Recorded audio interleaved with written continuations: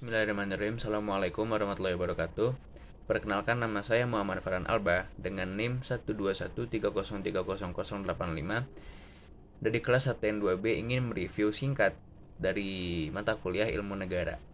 Pada pertemuan pertama dalam virtual class, mata kuliah Ilmu Negara membahas tentang pembelajaran menggunakan INOS.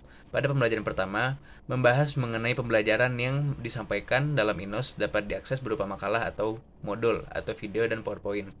Yang kedua, kehadiran dapat dilihat dari tanggapan mahasiswa dalam forum diskusi.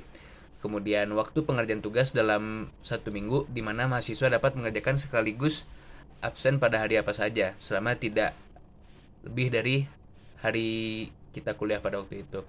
Perkuliahan dilaksanakan 5-6 bulan, yang berarti 16 kali pertemuan. Dan yang terakhir, mahasiswa dapat izin maksimal 3 kali. Dalam masa pandemi seperti ini, sangat susah untuk melaksanakan kuliah offline. Seperti yang sudah kita baca dalam surat edaran yang sudah diedarkan oleh kampus, bahwa perkuliahan tatap muka ditunda kemungkinan ya sampai tidak tahu kapan akan diadakannya kuliah offline. Ekspektasi saya dalam perkuliahan, terutama dalam mata kuliah Ilmu Negara ini, untuk bisa mengetahui dasar-dasar dari sistem pengolahan pemerintahan atau cara bekerja negara-negara itu sendiri, bisa mengaplikasikan ilmu negara ini dalam kehidupan sehari-hari, dan mampu memahami ilmu tentang kenegaraan. Baik, lanjut saja ke pembahasan. Menurut Carlsen, ilmu negara hanya fokus terhadap aspek hukum dan tidak perlu fokus mengenai histori dan sejarah lainnya. Sedangkan menurut Cranborn, ia tidak setuju pendapat Carlsen, karena menurutnya ilmu negara haruslah membahas mengenai asal mula histori, sejarah, dan bagaimana negara itu terbentuk. Asal mula ilmu negara, pencetus atau bapak ilmu negara yang sudah kita ketahui pada pembahasan pertama, yaitu George Gilnack, yang asalnya dari Jerman pada tahun 1882, sedangkan di Indonesia mulai dikenal pada tahun 1946 di UGM. Berikut merupakan penyebutan ilmu negara dalam beberapa negara, diantaranya Belanda, Staatsleer; Jerman, Staatsleer; Prancis, Theorie d'Etat; Inggris, Theory of State. Lalu ada pula 3 objek dari ilmu itu sendiri, yaitu asal mula, yang kedua hakikat negara, dan yang terakhir bentuk-bentuk dari pemerintahan itu sendiri. Perlu kita ketahui, ilmu negara juga memiliki hubungan dengan ilmu negara yang lainnya. Di hukum tata negara, hukum administrasi publik, ilmu politik, dan ilmu ekonomi, semua ilmu itu memiliki hubungan dengan ilmu negara. Kemudian Herbert Spencer juga berpendapat bahwa ilmu negara dapat dibagi menjadi 4, yaitu diferensiasi atau perbedaan, kemudian determinasi atau kesamaan, kemudian spesialisasi atau fokus, dan yang terakhir integrasi, yaitu penintegrasian dalam ilmu negara. Ada pula aliran-aliran dari beberapa tokoh yang sangat berpengaruh, diantaranya Socrates, yang kedua Plato, yang ketiga Aristoteles, yang keempat Epicurus. Dari yang terakhir membahas mengenai perbedaan zaman antara Yunani dan Romawi. Perlu diketahui perbedaan di antara kedua zaman itu adalah, yang pertama, Yunani memiliki hukum dan kekuasaan yang dicampur adukan, sehingga memiliki kesan yang kaku. Kemudian pada zaman Romawi memiliki hukum kekuasaan yang dipisahkan dan cara berpikir yang yuridis dan praktis. Definisi dan hakikat negara. Secara etimologi, negara memiliki penyebutan yang berbeda-beda. Seperti dalam Inggris disebut dengan state, dalam bahasa Jerman dan Belanda disebut dengan Staat, dan Prancis disebut dengan Etat. Sedangkan dalam bahasa Indonesia disebut Sangsekerta. Pada saat itu Sangsekerta disebut pada zaman Indonesia masih berpulau-pulau, ya, atau disebut dengan Nusantara. Sangsekerta merupakan bahasa nenek moyang atau leluhur kita pada zaman dahulu. Negara berasal dari kata lain, yaitu negeri atau nagri. Negara mengambil pengertian sebagai kota besar dan tidak jauh beda dengan Yunani, yaitu polis. Negara merupakan sesuatu yang terdiri dari masyarakat, pemerintah, aturan main, dan aktivitas lain. Penggunaan negara juga sudah lama digunakan dalam negara kita, yang ditemukan pada Kerajaan Tarumanegara di Jawa Barat. Pada zaman kerajaan pula sistemnya sama seperti negara, yaitu ada masyarakat atau rakyat, pemerintahan aturan main, dan aktivitas lainnya. Ada juga kitab yang fokus membahas mengenai ketatanegaraan yang dibuat oleh salah satu tokoh sesepuh Nusantara pada zamannya, yaitu Empu Prapanca, yang membuat kitab Negara Katargama, yang mana kitab itu membahas mengenai ketatanegaraan atau kondisi yang bersifat kenegaraan di Nusantara kala itu. Setelah itu ada juga pendapat mengenai negara, diantaranya Norsan berkata itu adalah pergaulan hidup, sedangkan Joko Sutono orang manusia di bawah pemerintahan atau organisasi. Menurut Budiarjo, sebuah daerah yang memiliki pejabat, memiliki hukum, serta mengontrol kekuasaan. Menurut sarjana luar, Aristoteles, negara ialah sebuah konteks kehidupan manusia, wilayah, dan memiliki tujuan yang baik dan disepakati baik-baik. Menurut Karl Marx, sebuah alat kekuasaan negara yang tujuannya menindas kaum lemah. Menurut J.J. Rousseau, yaitu hidup bersama atau merdeka dan bebas. Sehingga disimpulkan bahwa hal di bawah ini yang berkaitan dengan negara diantaranya adalah organisasi, pemerintahan, rakyat, wilayah, dan pengakuan. Unsur-unsur negara disebut ada the Montevideo Convention on the Rights and Duties of States, yaitu ada diantaranya wilayah. Suatu negara wajib memiliki wilayah yang berdaulat dan dalam mahkamah internasional. Dalam Island of Palmas Case dinyatakan kedaulatan wilayah yaitu sebuah wilayah yang keberadaannya tidak dipersengketakan dan tidak dipermasalahkan oleh negara lain. Maka dari itu wilayah merupakan syarat mutlak negara. Kemudian penduduk negara wajib memiliki penduduk karena sebagai dasar penentu wilayah. Pertama, penduduk menjadikan wilayah sebagai dasar penentu di mana penduduk akan tinggal. Yang kedua, wilayah akan menjadi tempat tinggal lalu dapat mengajukan sebagai tempat atau lingkungan umum.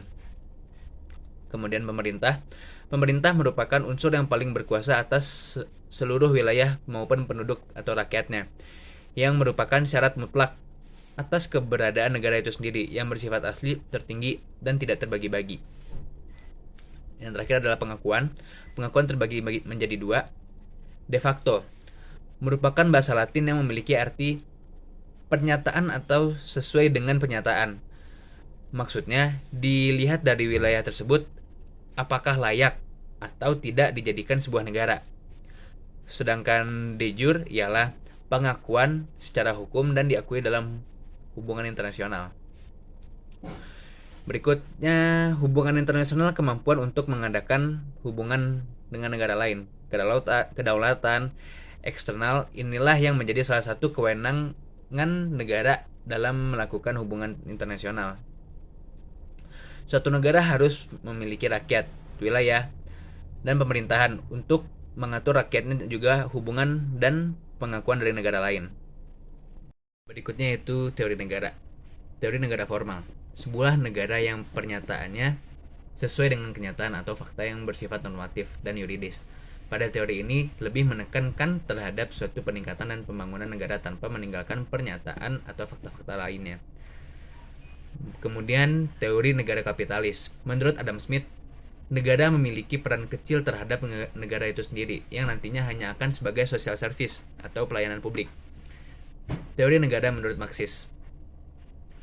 Pada tahun 1818 sampai 1883, menurut teori negara Marxis, menurut tokoh pencetus yaitu Karl Marx, dalam pandangannya mengenai teori ini ialah negara hadir hanya untuk sebagai alat dimanfaatkan oleh kaum borjuis, yang tujuannya untuk menindas kaum-kaum lemah.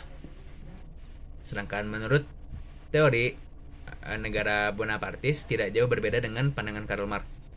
Menurut Louis Bonaparte, negara digunakan sebagai alat untuk meningkatkan kapitalisme yang tujuannya agar bermanfaat bagi investor yang sama-sama menindas kaum lemah, yang nantinya ada pertentangan antara kaum pemburuh dan pemodal.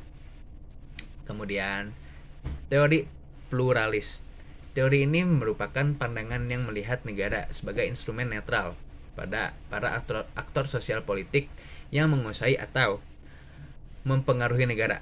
Teori ini juga menunjukkan bahwa masyarakat terdiri dari kelompok-kelompok sosial politik yang saling berinteraksi satu dengan lainnya, tanpa ada unsur mengendalikan atau mendominasi. Kemudian, teori korporatis. Menurut Kevin Passmore, teori ini merupakan pertemuan dari kemandirian negara. Dalam negara tidak dikendalikan oleh kepentingan dan golongan masyarakat dengan faktor partisipasi masyarakat. Jadi negara melibatkan masyarakat dalam wujud konsultasi yang dilembagakan sehingga terbentuk suatu kelompok oligarki yang lebih terorganisir. Kemudian, teori strukturalis. Teori ini memperlihatkan bahwa negara memiliki kemandirian secara relatif, yaitu disebut otonomi relatif. Kemandirian dan perubahan sosial berasal dari masyarakat itu sendiri. Berikutnya, teori organis. Teori ini memperlihatkan bahwa negara memiliki kemandirian yang besar, atau dominasi negara itu sangat besar untuk negara itu. Negara berperan aktif dalam pengambilan keputusan dan kebijakan secara tidak demokratis konsep. Dan untuk rakyat tidak dipakai dalam teori ini, melainkan yang ada hanya negara untuk rakyat. Artinya bahwa negara itu terjadi diktatorisme atau totalitarisme, yaitu kewenang-wenangan atau kekuasaan penuh yang dimiliki oleh negara yang sangat dominan dalam penyelenggaraan pemerintahan dan bernegara. Pertemuan ke-7 kita membahas mengenai teori asal mula negara, terbagi menjadi 8 bagian.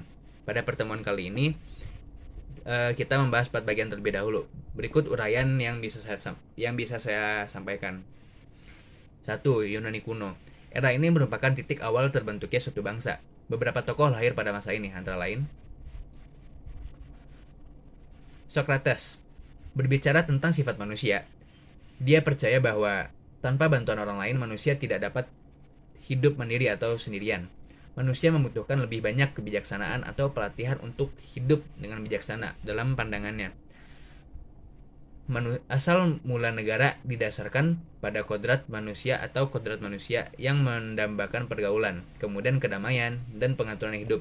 Memang, dengan cara yang mencapai kebijaksanaan dan kebijaksanaan. Plato berkata bahwa asal mula suatu bangsa adalah karena kebutuhan dan pemeliharaan manusia, karena mendorong manusia untuk berkumpul dan saling membutuhkan, dan kemudian menghasilkan kontrak kesepakatan. Kemudian Aristoteles, asal-usul bangsa berasal dari perpaduan individu dengan orang lain untuk membentuk suatu keluarga, mengklaim bahwa persatuan keluarga muncul dari keluarga ini dan pada akhirnya membentuk sebuah bangsa. Yang kedua, Roma kuno. Periode ini yang dikenal sebagai periode kerajaan adalah hasil pembagian Yunani kuno. Bangsa Romawi kuno memperdebatkan asal-usul negara. Polybius pada 102 sampai 120 sebelum Masehi.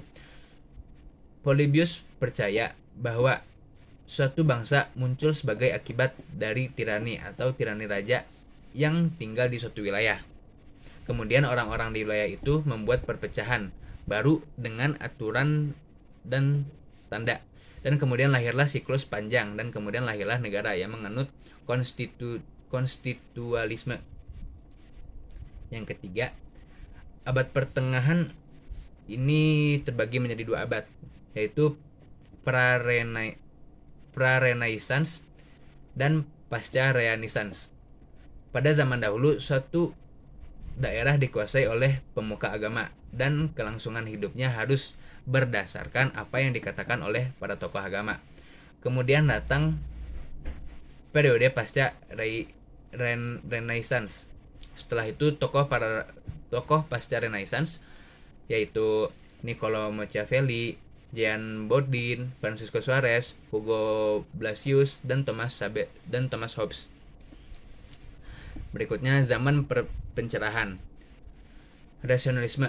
John Locke pada tahun 1632 sampai 1704 percaya bahwa asal mula negara adalah karena pergantian pemerintahan. dua perjanjian pemerintahan. Pandangan Montesquieu adalah bahwa negara asal mengandung unsur kekuasaan yang membuatnya sewenang-wenang, dan oleh karena itu dibagi-bagi. Berikutnya, Immanuel Kant pada tahun 1724 sampai 1804 mengatakan asal mula negara adalah rule of law. Mungkin cukup sekian pembahasan dari saya. Wabillahi taufiq wal hidayah. Wassalamualaikum warahmatullahi wabarakatuh.